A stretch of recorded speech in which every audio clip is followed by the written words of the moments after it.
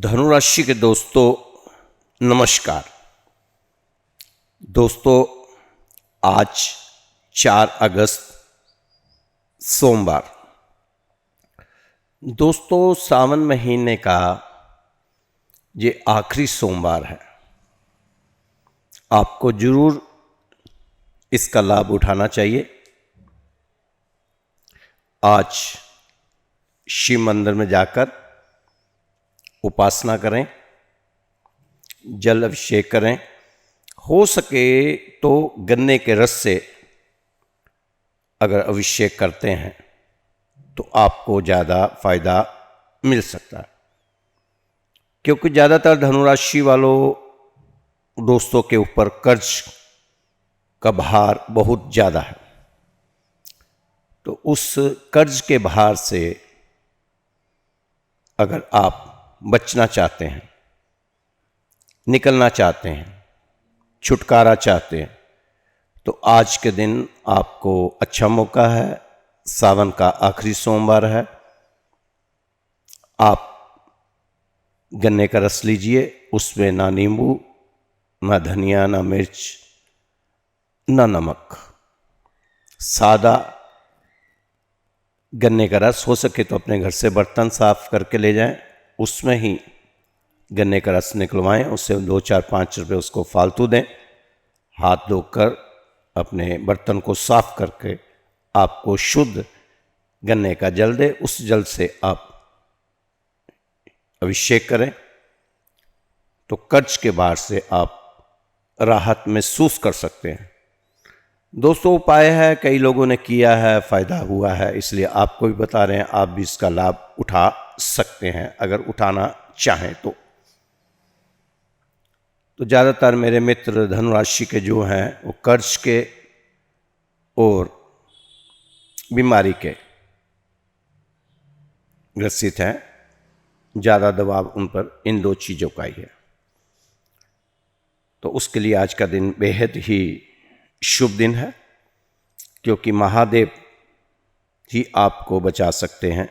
क्योंकि शनि की ढैया भी चल रही है, उससे भी आपको राहत मिलेगी। दोस्तों इस समय ग्रह स्थितियां आपके लिए कुछ खास उम्मीदें जगाती हुई नजर आ रही हैं। किसी असंभव काम के अचानक बन जाने से थोड़ी राहत महसूस करेंगे आप।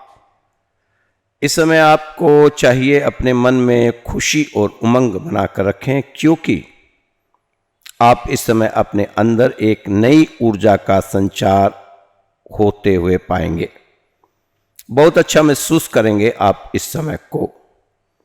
दोस्तों नए जोश के साथ जीवन को जीने का प्रयास करें। नकारात्मक सोच वाले लोगों से कोई वास्ता ना बनाएं, कोई वास्ता ना रखें। दूर से ही नमस्ते करें ऐसे लोगों को।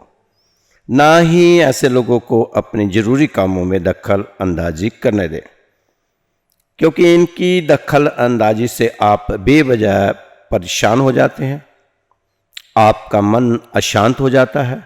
साथ ही ऐसे लोगों का साथ होने से आपके मान सम्मान में भी फर्क पड़ता है, बुरा असर पड़ता है, कमी आती है मान सम्मान में भी ऐसे लोगों के साथ रहने से। व्यवसायिक दृष्टि से समय अनुकूल बना हुआ है। व्यवसायों से संबंधित समस्याओं का समाधान भी अब आपके सामने आएगा। दोस्तों इस समय का तो आप अपनी मेहनत और योग्यताओं के साथ उचित न्याय करते हुए सफल बनाएं। अपने काम पर ध्यान दें और अनावश्यक बातों में समय बर्बाद ना करें तो ज़्यादा अच्छा रहने वाला है आपके लिए। जो लोग कैरियर को लेकर बड़े फैसले की सोच रहे हैं, उन्हें थोड़ा इंतजार करना चाहिए। आर्थिक मामलों में किसी भी बड़े फैसले से पहले पूरी जानकारी जरूर ले लिया करें। दूसरों पर भरोसा ना करें। स्वयं को प्रयास से ही सफलता मिलने की उम्मीद लगाई जा सकती है। आपको खुद ही प्रयास करना होगा सफलता के लिए। कार्यक्षेत्र में आप अपनी अच्छी सोच का लाभ उठाएंगे। कोई भी व्यावसायिक समस्याएं काफ़ी समय से चली आ रही थी, उन्हें भी आप अपनी योग्यता अनुसार दूर करने की कोशिश करें, आप सफल होंगे। दोस्तों, कुछ धनुराशि बार धनुराशि के दोस्त कहते हैं कि हमारे को किसी ज्योतिषी ने पैतृक दोष का कहा है, या बताएं कि पैतृक दोष है कि नहीं है, कहीं हमारे पितरों द्वारा तो हमें नुकसान नहीं पहुंचाया जा रहा। तो ऐसी चीज़ें कई लोग फ़ोन पे बताते हैं और मैसेज भी करते हैं। दोस्तों, पैतृक दोष की तो मैं कई वीडियो बना चुका हूँ, आप जान भी चुके हैं पितर कौन होते हैं, क्यों वह कष्ट में रहते हैं। अगर वह कष्ट में है तो हमें भी यहाँ कष्ट सहना पड़ेगा, अगर हमारे पितर कष्ट में है तो। और गरुड़ पुराण के बारे में संक्षेप में बताने की कोशिश पीछे मैंने की थी, एक वीडियो पितरों के ऊपर बनाई थी, आप देख सकते हैं। आज मैं फिर से बता रहा हूं कि पितरों आशीर्वाद कैसे प्राप्त करना चाहिए।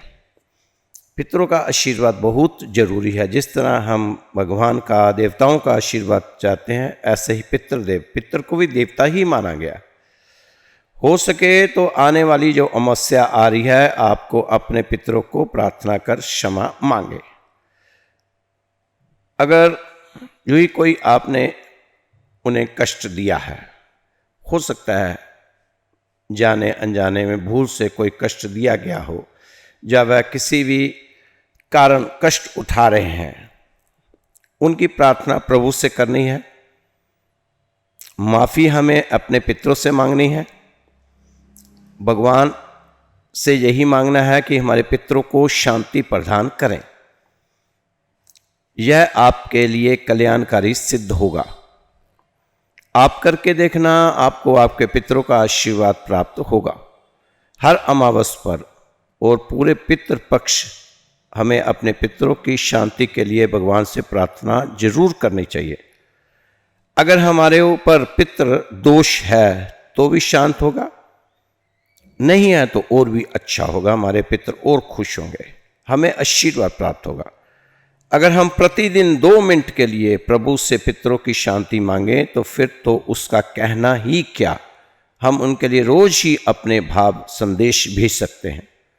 कई लोग सोचते हैं आप तो ये हमें छोड़कर चले गए, अब तो हमारे पितर चले गए, अब हमें कुछ फर्क नहीं पड़ता। दोस्तों, ऐसा सोचना गलत है। वो हमारे साथ कनेक्ट रहते ही हैं। अगर पितर हमारे दुखी हैं तो हम भी सुखी नहीं रह सकते। कई लोगों को अपने पितर सपने में भी आकर बता जाते हैं, जब वो कुछ मांगते हैं तो वो उन्हें पूरा कर देना चाहिए। उसे हल्के में ना लीजिए कि वह तो सपना था, ऐसा नहीं। सपने के पीछे भी कोई ना कोई कारण होता है। अब पितरों का आशीर्वाद पाना है और अपने दुखों कष्टों से छुटकारा पाना चाहते हैं तो सबसे पहले हमारे त्रिदेव हैं, ब्रह्मा विष्णु महेश। ब्रह्मा जी हमें आशीर्वाद दें, विष्णु जी हमें आशीर्वाद दें, शिव जी भोलेनाथ जी से आशीर्वाद प्राप्त करें। प्रभु हमारे पितरों को कष्टों से मुक्ति दो। इन तीनों से, ब्रह्मा विष्णु महेश से आपने प्रार्थना करनी है कि हमारे पितरों को कष्टों से मुक्त करो। पहले अपने कुल देवता को नमन करो। ओम कुल देवताय नमः। उसके बाद 11 बार अब आप पितृ देवताओं को नमन करो। ओम पितृ देवताय नमः। 108 बार इसको आपने फिर करना है। पहले तो कुलदेव को 11 बार और पितृदेव को 108 बार आपने कहना है। ओम पितृ देवताओं नमः। जो भी संसार में जा चुके हैं उनके सबके प्रति भाव प्रकट करते हुए 108 बार ये मंत्र का जाप करना है। हो सके तो सुबह शाम दोनों समय कर सकते हैं और अपने पितरों से मांगना है कि मुझे आशीर्वाद दें, मैं धरती पर जिस काम के लिए आया हूँ वह मेरा लक्ष्य पूरा हो सके, मेरे कष्टों का निवारण हो, मेरी भक्ति में तरक्की हो। मेरे पितरों के चरणों में विनम्र प्रार्थना है, ऐसा आपने बोलना है। अगर आपको किसी ने बताया है कि आपके ऊपर पितृदोष है, नहीं तो आप अपनी जन्म पत्री मुझे भेज देंगे तो मैं भी बता सकता हूँ आपको, उसका उपाय भी मैं बता दूंगा। हम अपने पितरों से प्रार्थना करते हैं कि आप अपना आशीर्वाद हम सब पर, पूरे परिवार पर बनाए रखें, ताकि हम सांसारिक और आध्यात्मिक उन्नति कर सकें। अब उनसे प्रार्थना करें, आपके जीवन में जो जो समस्या चल रही है उन्हें बताएं, अपने पितरों को बताएं और कहें कि मुझे आशीर्वाद दो, इन समस्याओं का समाधान हो जाए, मुझे ताकत दो, कृपा करें, कृपा करें, आशीर्वाद दें, आशीर्वाद दें, इस समस्या का समाधान करें। प्रभु हमारे बच्चे जीवन में बहुत उन्नति करें, इनके शारीरिक रोग दूर हों। अगर शादी रुकी हुई है तो आशीर्वाद मांगो कि शादी में रुकावट दूर हो। जिनके बच्चों के घर बच्चे नहीं हो रहे उनके लिए भी आशीर्वाद प्राप्त करें, क्योंकि अब हम अपने पितरों और अपने तीनों देवता ब्रह्मा विष्णु महेश से आशीर्वाद प्राप्त कर रहे हैं। मेरी सारी समस्याओं का समाधान जल्दी हो, कृपा करें, आशीर्वाद दें। हे प्रभु, मेरे पितरों को भी आशीर्वाद प्राप्त हो। अगर हमारे किसी पितर की मुक्ति नहीं हुई, कृपा उनका सहयोग करें, उनकी मुक्ति हो जाए। भगवान, आपके सिमरन का पुण्य मैं अपने पितरों को समर्पित करता हूँ। जो भी आप सिमरन करते हैं, कीर्तन भजन करते हैं, ये भगवान से कहो कि मैं इसका पुण्य अपने पितरों को समर्पित करता हूँ। मेरे पितर आशीर्वाद देकर जाएं। इस तरह उनकी आपने विदाई करनी है। मेरे पितर आशीर्वाद देकर गए हैं। ये सब आपने हर प्रार्थना के बाद में ये मन अपने भाव में लाना है कि मेरे पितर मुझे आशीर्वाद देके गए हैं, मेरे पितर अब मुझसे खुश हैं। ये सारा कार्य आस्था और भाव, विश्वास के साथ करना है। देखना कैसा भी पितृदोष होगा वो पूरा होगा, आप खुद ही महसूस करेंगे। जो लोग पितरों के बारे में जानकारी रखते हैं, यह वीडियो सिर्फ उनके लिए है। जिन लोगों का अपने पितरों के प्रति श्रद्धा विश्वास नहीं है तो यह उनके लिए नहीं है। आप तो राधे राधे करो और कृष्णा कृष्णा करो, लेकिन जो लोग पितरों को मानते हैं उनके लिए यह वीडियो काफ़ी लाभदायक रहने वाला है। दोस्तों, आने वाले दिनों में कुछ छोटी मोटी खुशखबरी मिल सकती है। हो सकता है पहले भी ग्रहों के ऐसे योग बने हैं, लेकिन परिश्रम वो नहीं रहे, परिणाम वो नहीं रहे जो आपने सोचे थे। लेकिन फिर जो ग्रहों के योग द्वारा से अब बन रहे हैं, उसको आपको बताना भी जरूरी है। ये हो सकता है बदलाव तो हो ही रहा है, शायद इस बार बात बन जाए, इस बार अच्छे परिणाम मिल जाए आपकी ज़िंदगी में, मगर धीरे धीरे उस गति से नहीं जैसा आपके ग्रहों की चाल को देखें, इनके संकेत को देखें, तो अब आप अपने काम से संतुष्ट हो सकते हैं। हो जाना ही चाहिए अपने काम से संतुष्ट आपको, लेकिन ऐसा हो नहीं रहा। पता नहीं बात कहाँ अटकी है। आप अपने सारे प्रयास ईमानदारी से कर रहे हैं, फिर भी फल वह नहीं मिल रहा जो आपको मिलना चाहिए। धनुराशि वाले जातक अब अपने व्यवहार में थोड़ी सी सख्ती जरूर लाएं। अब भावुक होने की आपको जरूरत नहीं, अब भावुकता से कोई फायदा नहीं। अब तो आपको प्रैक्टिकली बनना पड़ेगा और अपने पर पूरा विश्वास करना पड़ेगा। हाँ, अनुभवी और बड़े बुजुर्गों के साथ कभी ना कभी आप जरूर चर्चा कर लिया करें, लाभ होगा। दोस्तों, इन दोनों अपने आप को कोई काम टालना नहीं चाहिए, आलस को त्यागना चाहिए। इन कामों को निपटाएं जिसमें आपको फायदा मिलने वाला है। अपने जिद्दी स्वभाव को थोड़ा सा बदलो। ठीक है, आपका आत्मविश्वास बढ़ा हुआ है, ऊर्जा का स्तर भी बढ़ा है, लेकिन फिर भी आप काम को कल पर टालने की कोशिश ना करें तो ज़्यादा अच्छा है। आप अपने अगर इस समय स्वास्थ्य में थोड़ा सा भी आपको दिख रहा है कि कोई दिक्कत है, तो ज़रूर आप उसको डॉक्टर से दिखाएं।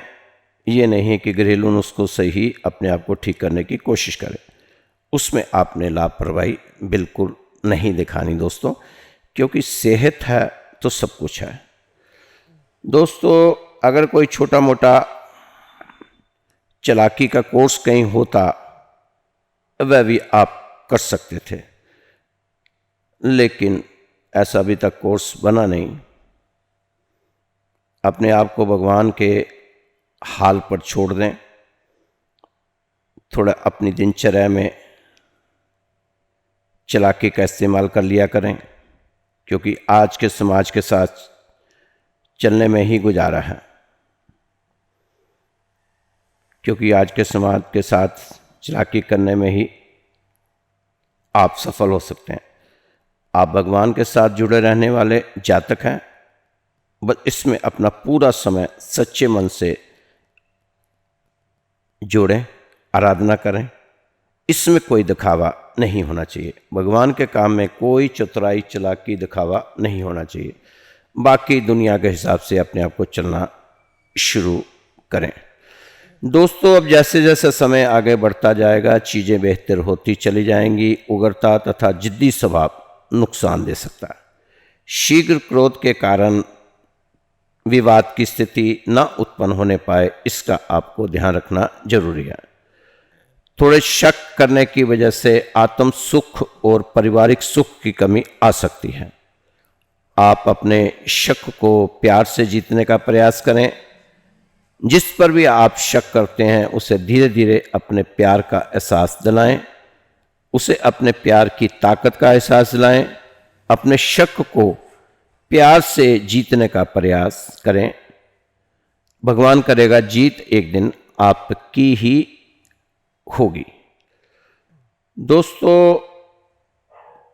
एक दूसरे के मन में उठने वाले सवाल और शंकाएं अपने आप दूर होने लगेंगे जब आप चाहेंगे तो। हम जितना ज़्यादा किसी से बात करते हैं उतना ही उसके बारे में जानने लगते हैं। अगर आपके मन में पार्टनर को लेकर डाउट बना हुआ है तो उससे इस विषय पर खुलकर बात करें। उसके मन की स्थिति और विचारों को जानने की कोशिश करें। अन्य लोगों के सामने एक दूसरे की कमियां निकालने का नीचा दिखाने से बचें। इस बात को समझाने का प्रयास करें कि बाकी लोगों की इन्वॉल्वमेंट के बगैर आप दोनों आपसी बातचीत के जरिए हर समस्या को आसानी से हल कर सकते हैं। तो दोस्तों, ज़्यादा तनाव घर में ना होने पाए, इसका आपने ख्याल रखना है। संघर्ष से आप बनोगे, ये तो आपको भी पता है। इस समय आपको कड़ी मेहनत और अनुशासन के साथ काम करने और नतीजों को भगवान के भरोसे छोड़ देना चाहिए। संघर्ष एक व्यक्ति के जीवन का अहम हिस्सा होता है, ये आप भी जानते हैं। दोस्तों, जीवन का सही आनंद उठाया जा सकता है संघर्ष के साथ ही। संघर्ष हमें खुशी के महत्व को समझाने में भी मदद करता है। संघर्ष के जरिए हम अपनी स्वार्थी इच्छाओं को त्यागने की क्षमता हासिल कर सकते हैं। सबसे बड़ा संघर्ष है स्वयं से। हमारा बेलगाम मन बहुत कुछ कार्य करना चाहता है, बिना किसी क्षति बिना किसी रोक टोक के, और सब कुछ आसानी से पा लेना चाहता है हमारा मन। लेकिन ऐसा कुछ होता नहीं, क्योंकि आप जब भी कोई कार्य करते हैं तो वह बंधन होते हैं, कई बंधन होते हैं। आपके रोकने वाले सामाजिक नियम, आर्थिक परिस्थितियां, इच्छा अनुसार सम्मान नहीं मिलता, साथी नहीं मिलते, बल्कि धोखा देने वाले मिल जाते हैं। इन सबसे बड़ा टकराव ही सबसे बड़ा संघर्ष है। सबसे बड़ा संघर्ष जीवन में लक्ष्य हासिल करना होता है, जो कि आपकी जिंदगी के लिए बहुत महत्वपूर्ण होता है। अगर आप संघर्ष करके अपना लक्ष्य हासिल नहीं करते तो आपकी जिंदगी में कोई महत्व नहीं रहता। तो आपको जीवन में सबसे बड़ा संघर्ष लक्ष्य को पाना होता है। लक्ष्य के बिना कुछ भी नहीं होता। तो फिर और संघर्षों की बात करने जाएं तो बहुत सारे संघर्ष होते हैं जो हमें हमारे जीवन में उठाने पड़ते हैं। हम हमारे जीवन में संघर्षों का सामना नहीं कर पाते और हमें हार माननी पड़ती है। तो दोस्तों, इस समय आपको संघर्ष करना पड़ रहा है, सब जानते हैं धनु राशि वाले कि संघर्ष के साथ साथ आप आगे बढ़ते जा रहे हैं। संघर्ष करते करते ही यहाँ तक आए हैं। अभी थोड़ा सा संघर्ष और रहेगा, बिना संघर्ष के आपको कुछ नहीं मिल पाता। ये आप भी जानते हैं कि आपको जो भी आज तक मिला है वो संघर्ष के साथ ही मिला है, मेहनत के कारण ही मिला है। तो अभी भी आपका संघर्ष चल ही रहा है। धनु राशि वालों का खास तौर पर संघर्ष के साथ साथ जीवन जीने की आदत सी पड़ती जा रही है धनु राशि वालों को। तो दोस्तों, ठीक है, ये संघर्ष के बादल भी छटेंगे और बारिश होगी, बरसात होगी, सुखों की बरसात होगी। भगवान चाहेगा तो आप लगे रहो, जिस तरह से कर रहे हो काम बहुत सही तरीका है अपने लक्ष्य को भेदने वाला। लक्ष्य को पाने के लिए आप इसी तरह मेहनत करते हुए आगे बढ़ते जाएं। ये अगस्त का महीना, कोशिश करें जुलाई में जो चीज़ें आपके हाथ से छूट गई वो अगस्त के महीने में उसको पूरा करने की। जो काम आपके अधूरे रह गए थे जुलाई के महीने में, उसको अगस्त के महीने में पूरा करने का प्रयास करें, क्योंकि ये महीने में आपको अभी रक्षाबंधन आएगा। रक्षाबंधन के बाद आपको राखी का त्यौहार आएगा। ये पवित्र त्यौहार है दो आपके सामने, तो बहुत अच्छा महीना है। तो कोशिश करें कि इस महीने आप जुलाई से ज़्यादा कामयाब होने की और जुलाई से ज़्यादा मेहनत करने की। संघर्ष तो चल ही रहा है, संघर्ष करते करते आगे बढ़ते जाएं। भगवान करेगा वो सुबह तो कभी आएगी जिसमें संघर्ष ना हो, लेकिन मेहनत तो लगातार होनी होगी और कर्म आपको लगातार करते रहने होंगे। तो दोस्तों, ये तो आज का राशिफल था और कल के लिए आपको बताया है कि कल सावन का आखिरी सोमवार, तो कृपा जरूर, अगर आपके पास समय मिला तो मंदिर जरूर जाना, शिव मंदिर में अभिषेक करके आना। अगर गन्ने के रस से नहीं कर सकते तो खाली पानी और दूध से भी कर दें, तब भी बहुत अच्छा है। भाव आपके अच्छे होने चाहिए, बाकी भगवान को कुछ नहीं चाहिए होता। तो जिन जिन लोगों ने अगर अपनी जन्म पत्री दिखाना चाहते हैं तो हमारे चैनल पे भेज सकते हैं,